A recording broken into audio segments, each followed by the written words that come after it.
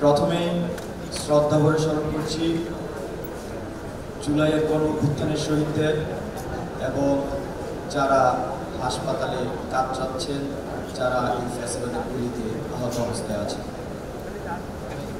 আপনারা দেখেছেন এই ফ্যাসিবাদ, এই আওয়ামী দোসরদের আমলে, তাদের শাসনামলে সারা দেশে বিভিন্ন স্থানে আমরা দেখেছি চাঁদাবাজি, সিন্ডিকেট, দখলদার থেকে শুরু করে বিভিন্ন ধরনের অপকর্মের জন্য আওয়ামী লীগ সিন্ডিকেট তৈরি করেছে এবং তারই মধ্যে দিয়ে বাংলাদেশকে অর্থনৈতিকভাবে, সামাজিকভাবে এবং রাষ্ট্রীয়ভাবে সারা দুনিয়ার কাছে নিচ অবস্থায় নিয়ে গিয়েছে। আমরা যখন 5ই আগস্ট বাংলাদেশের ছাত্র জনতা একটি গণ-অভ্যুত্থান করে, তখন আমরা দেখতে পাই তার পরবর্তীতে এই ফ্যাসিবাদের দোসররা ক্রমাগতভাবে আমাদের বিরুদ্ধে ষড়যন্ত্র করে যাচ্ছে। তারই প্রেক্ষিতে আমরা আরো দেখি বিভিন্ন জায়গায় তারা চাঁদাবাজি, দখলদার, সিন্ডিকেটের নেতৃত্ব দিচ্ছে। কোথাও কোথাও দেখা যাচ্ছে মাথা চেঞ্জ হয়েছে কিন্তু সিস্টেম একই রয়ে গিয়েছে।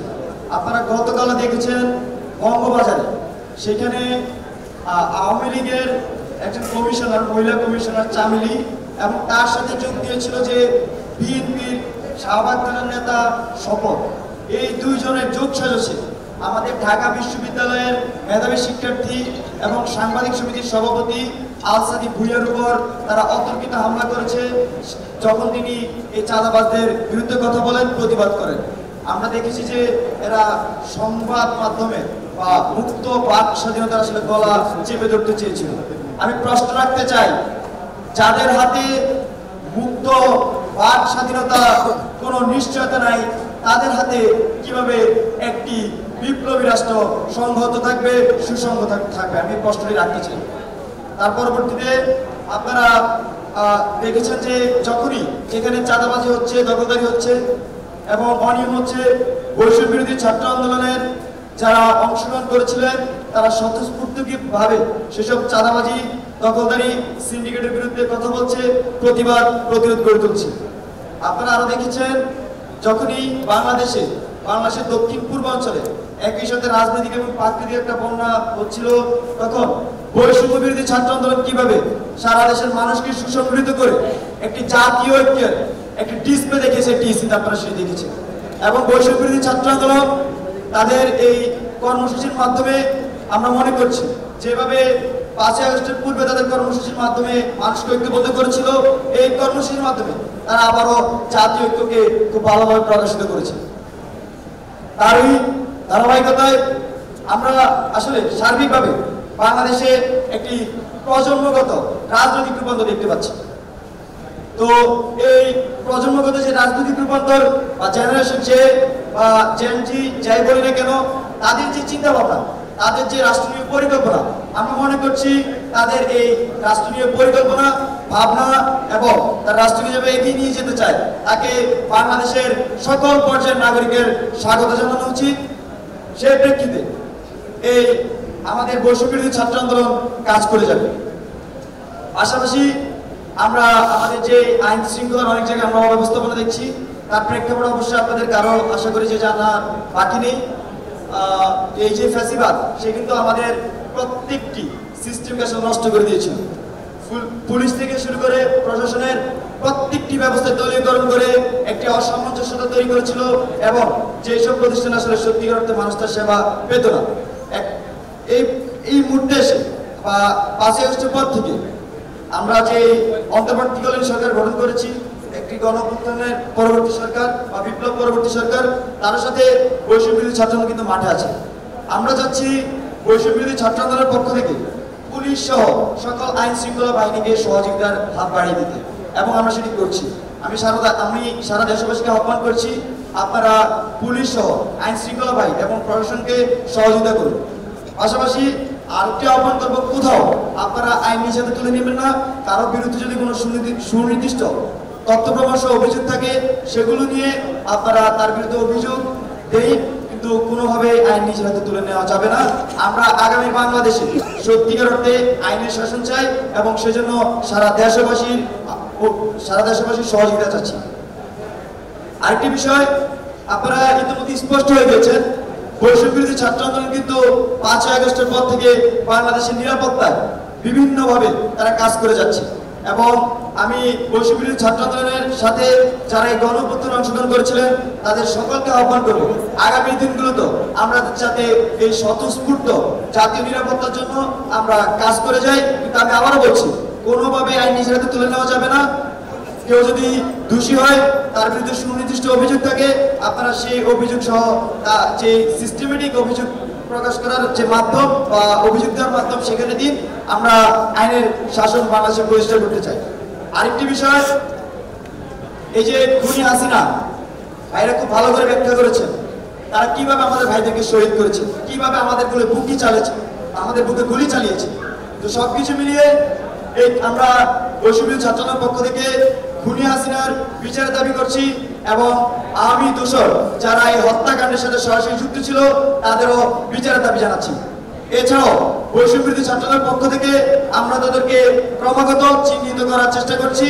আমরা আমাদের ছাত্রদের পক্ষ থেকে একটি ফ্যাক্ট ফাইন্ডিং কমিটি ঘোষণা করার পরিকল্পনা করছি।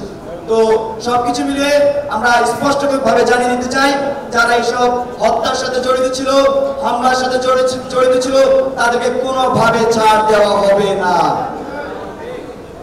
বাংলাদেশের ছাত্র জনতা এদেরকে নিজে ফ্যাক্ট ফাইন্ডিং টিমের মাধ্যমে সহযোগিতা করে সকলকে চিহ্নিত করে আইনের আওতায় নিয়ে আসবে।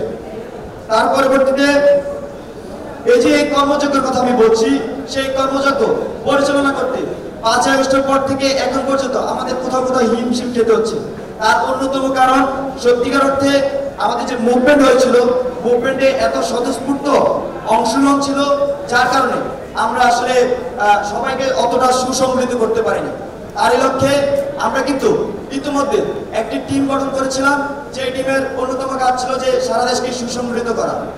সেই টিমের প্রেক্ষিতে পাশাপাশি আমরা জিনিসটাকে এক্সটেন্ড করে আরো মহৎ পরিকল্পনা আগাচ্ছি। আমাদের আপনার ইতিমধ্যে ঘোষণা করেছে 5ই আগস্ট আমাদের শহীদ মার্চ। তার পরবর্তীতে 6ই আগস্ট থেকে আমরা 6ই সেপ্টেম্বর থেকে আমরা সারা দেশে বিভাগীয় সফর শুরু করবো। আমাদের প্রত্যেকটি বিভাগে টিম ভিত্তিক আমরা আমাদের এই মানুষজনকে সুসংগঠিত করার চেষ্টা করব।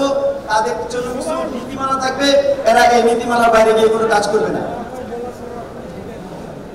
হ্যাঁ, আমরা বিভাগীয় সফর করবো। আমাদের টিমগুলো আমাদের জনমত, মানুষ কি বলতে চাচ্ছে, তাদের ভাষা কি, সেটা আমরা শোনার চেষ্টা করবো। আপনারা দেখেছেন আমরা এই বৈষম্য বিরোধী ছাত্র আন্দোলন পুরো মুভমেন্টে যে জিনিসটি করার চেষ্টা করেছি, আমরা যেমন একই সাথে জনমত তৈরি করার চেষ্টা করেছি, অন্যদিকে জনগণের যে ভাষা, সেই ভাষাকে রূপান্তর করার চেষ্টা করেছি। মূলত আমি বলতে চাচ্ছি, জনগণ যেটা চাচ্ছে আমরা আসলে সেটাই করার চেষ্টা করেছি। আপনারা দেখবেন যেদিন আমরা এক দফা ঘোষণা দিব, সেদিন কিন্তু আমাদের ঘোষণায় কিন্তু সবাই এক আঙ্গুল তুলেছিল। তার মানে আমি বুঝাতে চাচ্ছি, জনগণ যেটা চায় সেটা আগামী বাংলাদেশ হবে, আর আমরা একটি মিডিয়েটর হব। মিডিয়েটর বলতে বোঝাচ্ছি, আমরা জনগণ থেকে কথা শুনবো, এই কথাগুলোকে অ্যাকুমুলেট করে সেটাই সোসাইটিতে বাস্তবায়ন করার জন্য ছুড়ে দিব। আমরা মনে করছি যে বাংলাদেশের মানুষ সেটা বাস্তবায়নে সহযোগিতা করবে এবং বাংলাদেশের মানুষের সত্যিকার অর্থে সেটাকে বাস্তবায়ন করবে। তো আমাদের 6 সেপ্টেম্বর থেকে মূলত যে কর্মসূচি শুরু হবে সেটি হচ্ছে বিভাগীয় সফর এবং জেলা ভিত্তিক সফর। সেখানে আমরা বিভাগীয় ও জেলা পর্যায়ে যারা আমাদের সাথে বৈষম্য বিরোধী ছাত্র আন্দোলনে যোগ দিয়েছিলেন সকলের কথা শুনবো, সকলকে সুসংগঠিত করার চেষ্টা করবো এবং সুনির্দিষ্ট কিছু দিক নির্দেশনা দেওয়ার চেষ্টা করবো। যেমন আমরা অনেক জায়গায় দেখেছি যে সমন্বয় পরিচয় অনেক ধরনের দুর্নীতির সাথে জড়িয়ে যাচ্ছে, সিন্ডিকেটের সাথে জড়িয়ে যাচ্ছে। সত্যিকার অর্থে আমি আবার স্পষ্ট করতে চাই, আমরা বারবার স্পষ্ট করেছি, আমাদের শুধুমাত্র কয়েকটি কমিটি, ঢাকা বিশ্ববিদ্যালয় সহ জগন্নাথ, জাহাঙ্গীরনগর, চট্টগ্রাম, এরকম অল্প কয়েকটা কমিটি শুধু আমরা অথরাইজ করেছি। এর বাইরে আমরা আসলে কোনো সেরকম কোনো কমিটি দিই, জেলা ভিত্তিক আমরা কোনো কমিটি এনে নেই বলতে গেলে। তো যারা এরকম জেলা ভিত্তিক বা এলাকা ভিত্তিক সমন্বয় পরিচিতি এই সমস্ত জড়িত হচ্ছে, তারা আমরা মনে করছি তারা আমাদের লোক না, তারা আসলে আমাদেরকে প্রশ্নবিদ্ধ করার জন্য এই কাজ করছে। তো কেউ যদি কোথাও এই ধরনের এই হীন পরিচয় দিয়ে বা হীন কাজ করার জন্য আমাদের পরিচয় ব্যবহার করে, তাদেরকে আপনারা সতর্ক করে দেবেন এবং চেষ্টা করবেন যে তাদেরকে আইনের হাতে তুলে দেওয়ার জন্য। আর সাংবাদিক বন্ধুদেরকে অনুরোধ করবো এই বিষয়টির সাথে সুস্পষ্টভাবে একটু প্রচারণা করা হয়। আসলে দেশবাসী অনেক সময় আমাদেরকে ভুল বুঝতে পারে, কিন্তু সত্যিকার অর্থে যারা এই আজকে চেয়ারে বসে আছে বা যারা এই আন্দোলনের সাথে স্বতঃস্ফূর্তভাবে ছিল বা অথরাইজ, তারা কেউ আসলে এইসবের সাথে জড়িত না। আমরা একটি ঘটনা দেখেছি, জগন্নাথ বিশ্ববিদ্যালয়ের সহসমন্বয়ক করেছে একজনের সাথে দুর্ব্যবহার করতে। সে আসলে পূর্বে ছাত্রলীগ করতো, আমরা সেটা শুনেছি, এবং হচ্ছে সে আমাদের কোনো অথরাইজ কেউ না, শুধু পরিচয়টি ব্যবহার করেছে। তো সবকিছু মিলিয়ে সবাইকে যেই তথ্যটি দিতে চাচ্ছি সেটি হচ্ছে বৈষম্য বিরোধী ছাত্র আন্দোলন নতুন করে সারা দেশে পুনর্গঠিত হবে এবং সেটি খুব সিস্টেমেটিক্যালি পুনর্গঠন হবে। তাদের প্রধান কাজ এখন কথা হচ্ছে কেন পুনর্গঠন হবে, একটা প্রশ্ন, কেন কেন ওয়াই? তাদের প্রধান কাজ হচ্ছে চাঁদাবাজি, সিন্ডিকেট, দখলদারি, দুর্নীতির বিরুদ্ধে অবস্থান নেওয়া। এবং আমরা 5 আগস্টে এই যে সহস্রাধিক জীবন এবং লক্ষাধিক আহতের বিনিময়ে একটি নতুন স্বাধীনতা পেয়েছি, যে নতুন বিপ্লব করেছি, সেই নতুন বিপ্লবকে রক্ষার লক্ষ্যে তারা কাজ করে যাবে। আর মূলত এটাই আমাদের মূল প্রতিরোধ। আমি আবার বলছি, চাঁদাবাজি, সন্ত্রাস, দুর্নীতি প্রতিরোধ এবং বিপ্লব রক্ষার লক্ষ্যে আমাদের এই নতুন কর্মপরিকল্পনা এবং বৈষম্য বিরোধী ছাত্র আন্দোলন সারা দেশে প্রত্যেকটি জেলা উপজেলায় এই লক্ষ্যে কাজ করে যাবে। ধন্যবাদ সবাইকে।